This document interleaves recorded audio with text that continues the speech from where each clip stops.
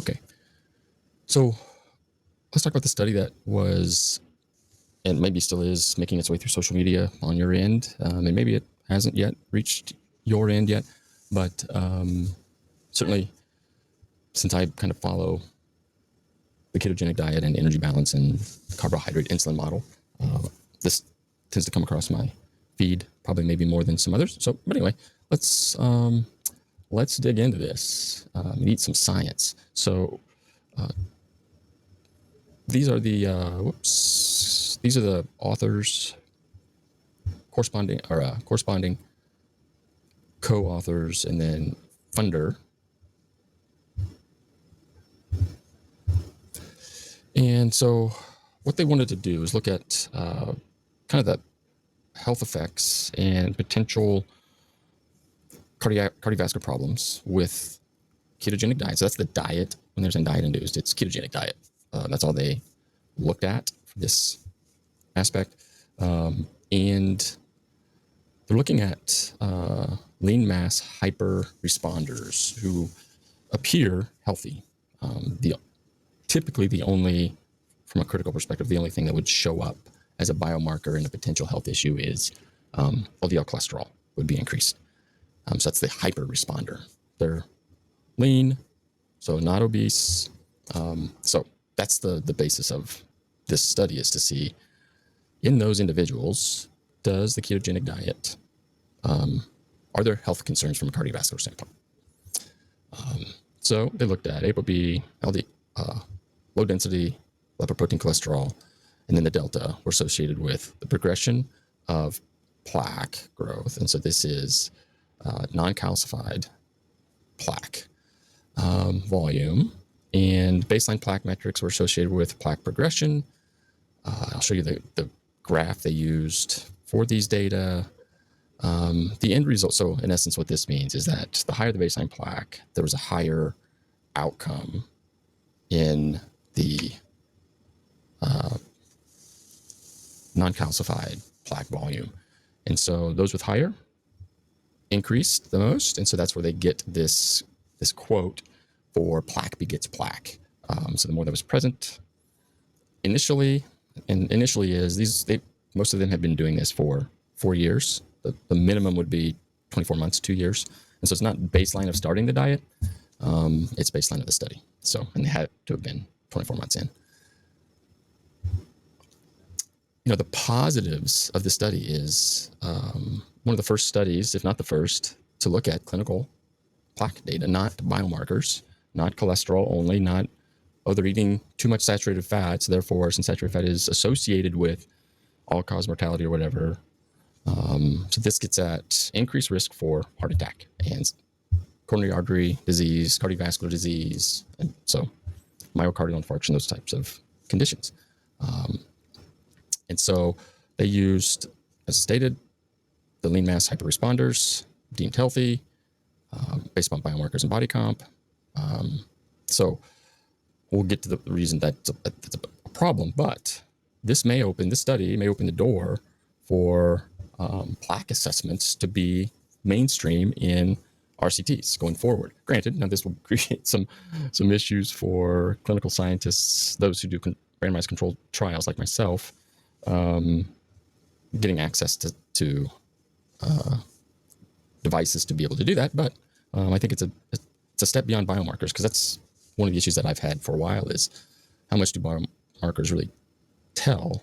And this tells us more. And so being able to do this on a more regular basis, it may not be fully regular, but at one point we're using underwater weighing for the gold standard for body comp, and now we've switched to DEXA. So just to show how technology kind of creeps its way in a good way. And also one of the aspects is open discussion. This is, so the fact that this made it to social media is fantastic, to be able, so that everybody can see the discussions. And it's one of those things where this is also where scientists who engage in this, myself included, need to be professional. This goes back to Carl Sagan's toolkit for having debates. And if people are entering the debate with tension, with basically an intent to win versus an intent to learn, it's not really a fruitful or useful or beneficial debate. So that's something to kind of bear in mind as we go forward. Being angry, getting defensive, and using snarky comments isn't going to get very far. And I'm as guilty as the other humans that engage in this, and so it's one of those things. So it's on me also to basically participate in a professional manner. And so with this discussion, it has been contentious, and the responses from the authors seem to be defensive, at least initially, because they're taking this other confusion and using these other words. And some people will say, oh, there's a lot of hand waving going on and trying to do, don't look at this, look at the other thing, and trying to not really own up to things. Not that there's anything to necessarily own up to. I mean, there are. So, well, I guess we'll get to those. The concerns, a concern, there was no control group. I've mentioned this for another study that looked at fructose, and a pediatric physician that is anti-fructose. You can figure out who that is in some of my recent videos on the topic. But it's a problem when you're trying to look at, so they say diet, but they only looked at ketogenic diet, and it was only one group, LMHR or loosely LMHR participants. So that's one thing. The other aspect is they omitted the primary outcome. So when they put this in, you have to, for those that don't know, you have to register your study with clinicaltrials.gov if it's a clinical trial. And so that process has made things more open. And so within that, they set things up. And so for IRB and things like that, you have to do that. And so they set it up within that, and it's in the next slide here, but the primary outcome was progression of plaque, and which would be a percent growth or percent volume. And they didn't show that. So they showed the NCPV data, which is they showed pre and post, but not change or relative change. And so that's very problematic because the primary outcome is what you designed your study to do. Secondary outcomes are fine, but that's not what the study was designed for. And this is just basic research methodology, experimental design procedures is that's your primary outcome is what you focus on first. And that didn't happen. As kind of said before, healthiest of the ketogenic diet participants, strict inclusion, exclusion criteria, but it wasn't fully strict. In another study, they mentioned that actually only 35, I believe, participants met the strict inclusion exclusion criteria for LMHR, and so they loosened it a bit to get to 100 in this particular case. And so those are some of the other issues. So those are some of the issues. And for more info, Alex Leaf has done a great job, reviewing this openly. And so I put this here. If you search this on Google, you'll find his kind of website where this is located. It's basically a science blog. And so he does a very good job breaking down the science. He's not, I would put him on a similar as some of the others that I follow, different spins, but anyway. So here's the primary graph they use. And so they do look at NCPV, but they don't measure pre-post. They're just looking at, and they're saying this is minimal, and they're not looking at the percent difference. And so that's so people like Alex and others have noted that these changes are on par with people with metabolic disease and diabetes, and in some cases beyond that. And that's where the problem lies with this study.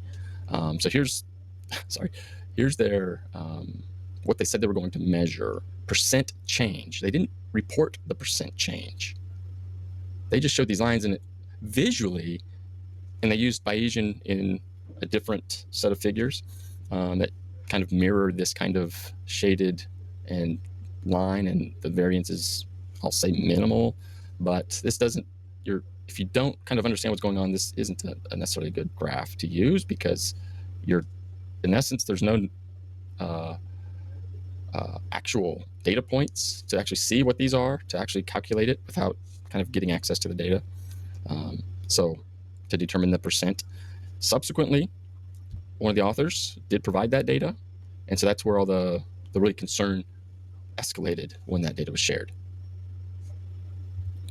And so, kind of in summary, very valuable study. And so people are coming at this like, oh, this is not good and things like that. But from the standpoint of research design methodology, yeah, no, there were mistakes. However, it shows some potential concerns with the ketogenic diet. And so again, you can't, and many people are saying this, you can't necessarily say the ketogenic diet is doing this, because this isn't a trial. This isn't a randomized controlled trial where you have a control group, you're controlling, they didn't control the diet. They just wanted people who were on that. So as a kind of cohort design, it's still associative, but it is clearer that there are some major concerns with the ketogenic diet and high LDL and ApoB. And so in looking at the progression of plaque over time, it's something to be aware of for those following the diet, those promoting the diet, etc. And being a blanket promoter from a social media perspective, with these data out there, I would find it very dangerous to openly promote the ketogenic diet without saying my stance is people should know that I support low carbohydrate diets, ketogenic diets, other aspects for diet and dietary intakes, which ketogenic carnivore are some, and those can work, but they can also be, as with any diet, there needs to be some sort of healthcare practitioner, dietitian, physician, somebody helping you guide and checking how is this diet working for you, because most diets, Chris Gardner's study from a while, 10 years ago, more than 10 years ago now. Well, he did the study more than 10 years ago and published it a little bit after that. Anyway, showed that basically all diets have the potential to be nutrient deficient. And so just because, this goes back to the initial stuff of my Twinkie diet and Nick's Oreo diet, it's the actual food isn't necessarily the problem in some cases. And so it's the whole diet in general. And so if you aren't meeting the essential nutrients, potentially running into some problems. So data are valuable. One of the other issues here is the conflict of interest and author biases. So the authors, I mentioned Dr. Norwitz, they're very pro ketogenic, very pro low carbohydrate.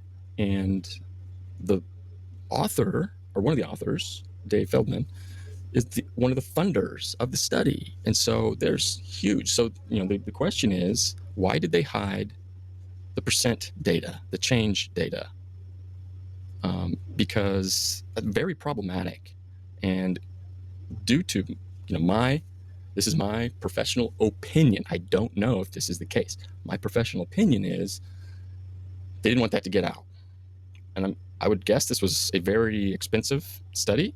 And so getting the results, this is where industry doesn't like clinical trials, because you can invest a lot of money to find out, this isn't what we thought. And so which is why clinical trials are so important.